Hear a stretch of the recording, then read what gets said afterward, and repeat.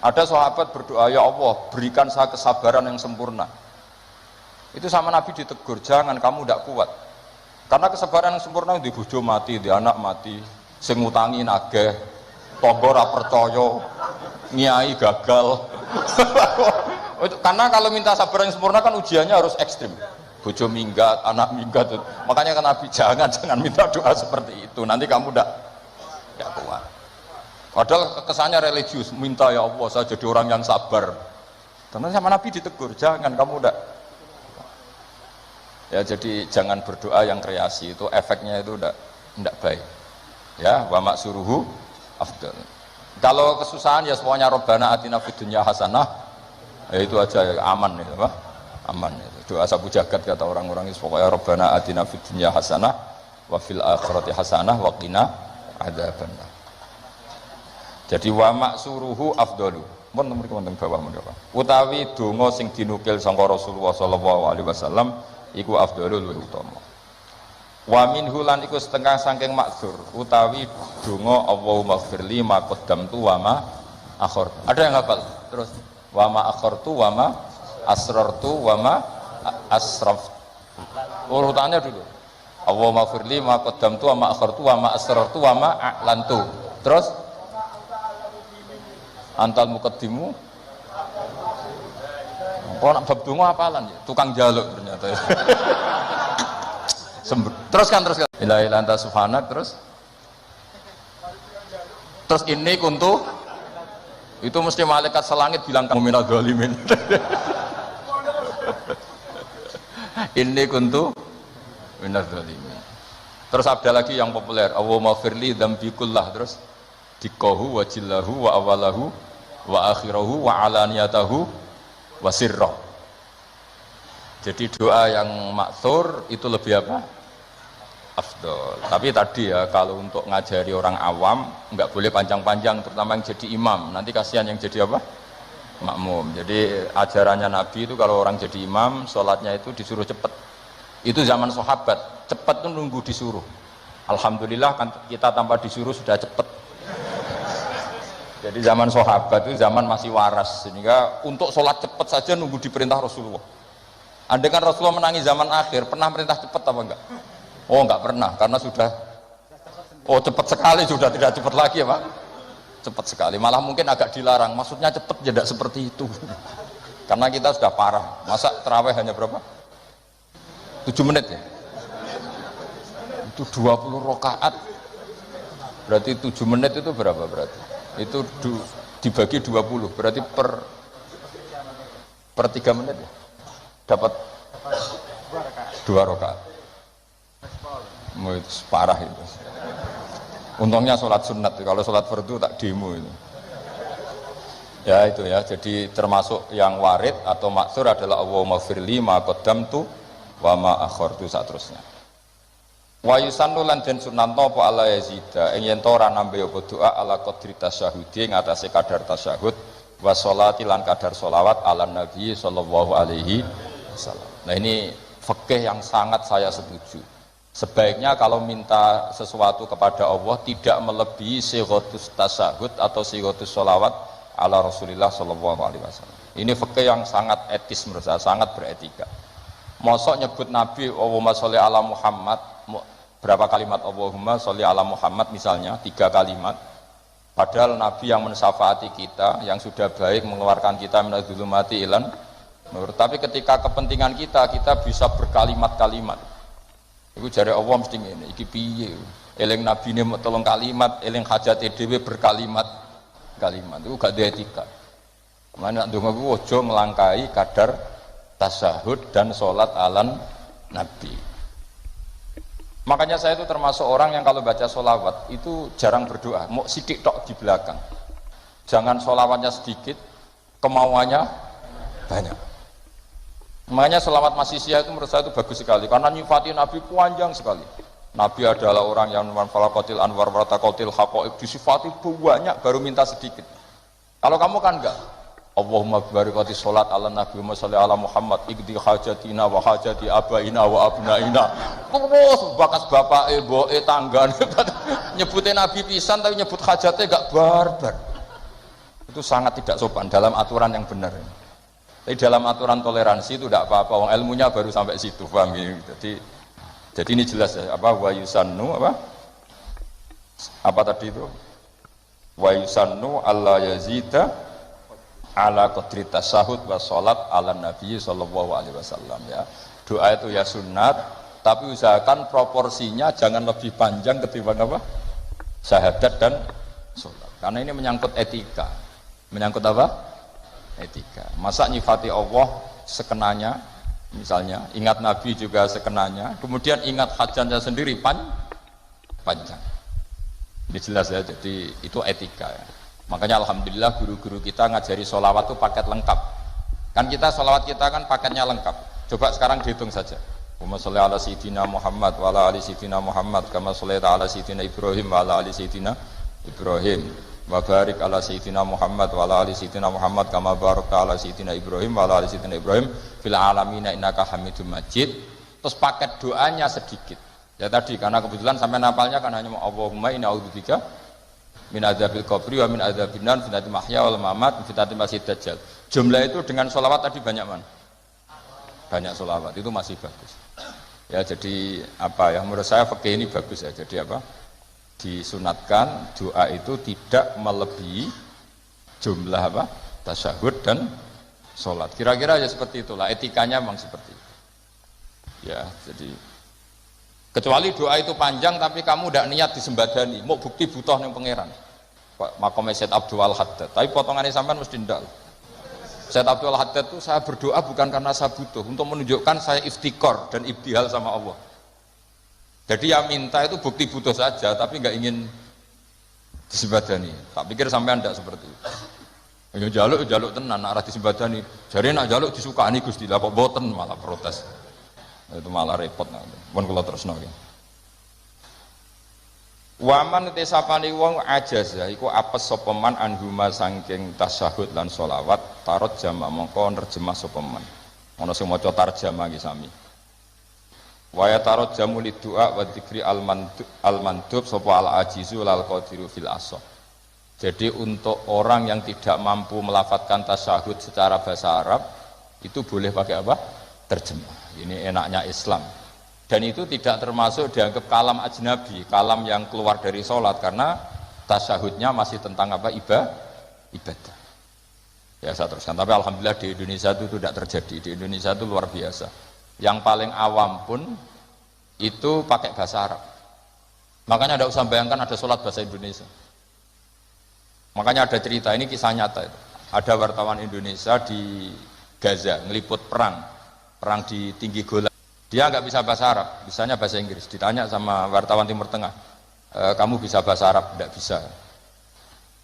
Nah, ya sudah gitu aja dia ngomong bahasa Inggris sama wartawan Timur Tengah. Setelah sholat, dia jadi imam yang orang Indonesia. Itu fasihnya masya Allah. Kabiro, walhamdulillah katsiro, subhanallah ibukrotop, sampai at-tahiyatul mubarakatus sholawatut thayyibat. Akhirnya dicucuk. Wah kamu tawaduk sekali, bahasa Arab kamu fusha katanya. Karena yang bacanya benar, kabiron maf'ul mutlak ya nasab, wa subhanallahi mudhof mudhof ilaih ya mudhof ilaihnya jer, at-tahiyatu mubtada ya rufa, al-mubarakatu sifat ya rufa. Itu semuanya benar. Robbana munada mudhof ya hanya dibuang ya bacanya robbana. Laka khobar muqaddam alhamdulillah mubtada muakhir ya benar. Dicucuk. Dikira dia bahasa Arabnya fusha karena terkibnya enggak ada yang salah. Terus ditanya, "Kamu alim ya?" "Enggak, mancen apalanya gitu." Jadi luar biasa. Makanya orang Indonesia di mana-mana dihormati. Itu orang Arab kalau melihat orang Indonesia sholat tuh mantuk-mantuk. Raine ini kok fasih ngono gitu kan. Karena nggak ada yang salah terkibnya. Ayo coba kamu baca at-tahiyatul barakatus.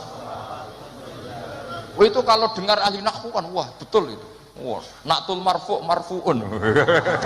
Padahal aslinya ya ora iso pokoke ngono. Asyhadu nyakseni sapa ingsun, wah mutakalim wahdah betul gitu. Allahumma sholli wa sholli fi al-amr betul enggak ada yaknya dibinahi ala khaffi harfil illati. Berarti betul terus. Padahal itu hebatnya Indonesia. Coba kalau kita nanti sholat pakai bahasa Indonesia. Terus kamu sholat di Timur Tengah, itu kan pasti dianggap aliran. Ini pakai apa gitu. Terus kedua itu kasihan malaikat kalau sama pakai bahasa Indonesia. Kalau pakai bahasa Arab kan malaikatnya paham. Orang ini minta dimaafkan tuh dosanya. Allahumma gfirli kan gitu. Kan yang enak no malaikat. Kalau doanya bahasa Indonesia ampuni saya kan.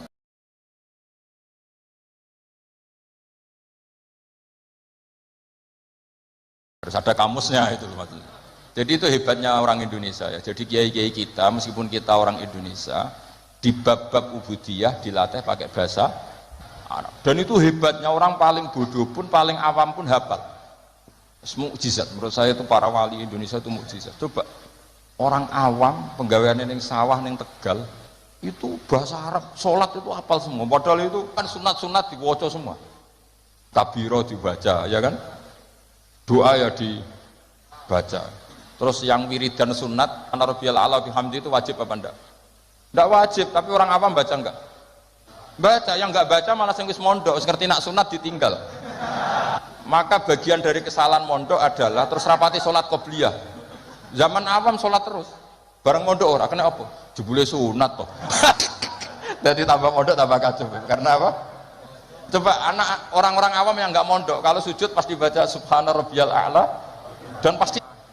Tapi yang kiai sama santri sering nggak baca, mentang-mentang apa? Sunnah. Bener mana orang awam sama kiai ya lo dalam hal itu? Loh, sembrono. Jadi kadang kita ini korban ilmu. Ya, korban ilmu. Coba santri-santri itu, rata-rata kalau sholat baca doa iftitah enggak? Sama ndak usah protes, oh paling Gus Bak ya ngono, ora usah ngono to. Ya pancen ngono tenan. Tapi ndak saya tok, ini ya amang ya sama ini teman saya. Ini asegap putune Nabi, nek sholat ya ngono padha wae nek sebab. Mergo mondok, zaman rong mondok diwaca kabira walhamdulillah. Karena kalau enggak baca dipetet gurune. Oh, waca. Dikira wajib. Zaman kita kecil itu ngiranya itu wajib. Bareng nggak ngerti sunat, perilaku pertama kita apa? Meninggalkannya. Makanya alhamdulillah banyak orang yang tidak alim itu barokah karena supaya sunat-sunat itu dilakukan. Karena sekali alim ditinggal. Oh, itu banyak loh orang kaji itu tawafku menengah takoi. Sing wong awam maca takoi. Lah kok menengah? Sing rukun iku mutere, donga iku sunat kabeh. Repot wis. Makanya ada riwayat innalil ilmi tuhyanan katuhyanil mal. Ilmu itu punya arogannya sendiri sebagaimana arogannya orang punya harta. Karena kadang ya apa ya semoga kita tidak termasuk yang itu. Tapi memang ada sih dari ilmu ya karena tadi kalau kadang terlalu lama tahu kalau itu sunat ya akhirnya terus ya meninggalkan tadi. Ya, tapi ya lah memang ya nyatanya sunat terus kalau teruskan gitu. Watani asyara utai kang kaping 12 iku assalamu. Jadi rukun yang ke-12 adalah salam. Wa aqalluhu ta sithik-sithik salam iku assalamu alaikum. Pakai al ya. Wal asahu ta sing asa iku jawazu salamun alaikum. Boleh misalnya redaksinya bukan assalamu alaikum tapi pakai apa? Salamun alaikum tanpa al. Al asah mansus la yujzi'u ora nyukupi apa salamun alaikum hu ing iki wong. Wallahu a'lam. Wa annahu lan satemene kelakuan iku la tajibu ora wajib niyatul keluar saka salat maksud. Wa akmaluhu te sempurna-sempurnane salam ku assalamu alaikum warahmatullah. Ya kita kan jadi sebetulnya yang waalaikum. Tapi karena kita taunya assalamu alaikum warahmatullah ya kita semua bilangnya assalamu alaikum warahmatullah. Marrata ini kelan rong ambalan yaminan kelawan arah nganan wasimalan kelan arah ngiwa. Multafitan hale wong sing mlengak fil ula ing dalam taslimah sing ula hatta yura sehingga iso den tingali apa khadduhu pipine wong al aimanu kang kanan wa fisaniyati al aisaru iso ditingali pipi sing kiwa. Jadi mlengake tenanan sekiranya orang di belakang kamu bisa melihat pipi kamu. Tapi itu sunat tok loh ya. Gara-gara sunat banyak yang tidak melakukan. Sebenarnya salam itu sampai gini. Sehingga orang di belakang kamu bisa melihat pipi. Ya kalau dari kanan ya pipi kanan, nanti kalau ke kiri ya pipi kiri. Terus nawiyan hale wong sing niat assalamu ing uluk salam alaman ing atase wong an yaminih wa yasarih minal malaikati wa insin wa jinnin. Ketika bilang assalamualaikum salam untuk kalian semua. Nah, itu niatkan untuk malaikat yang di kanan kamu atau manusia di kanan kamu. Karena redaksinya harus ada objeknya assalamu alaikum, salam untuk kalian semua. Kalau nggak niat untuk malaikat kan nanti repot. Nak pinggiran tembok atau pagar. Terus pagar itu piye karepe barang mati kok disalamin. Itu kamu niatin kan kita pasti diikuti malaikat. Yang masyhur ya Raqib Atid. Disalami terus. Ben rodo nak kita salah iku rapati ditulis tenanan mergo napa? Lho ya betul di hadis-hadis itu.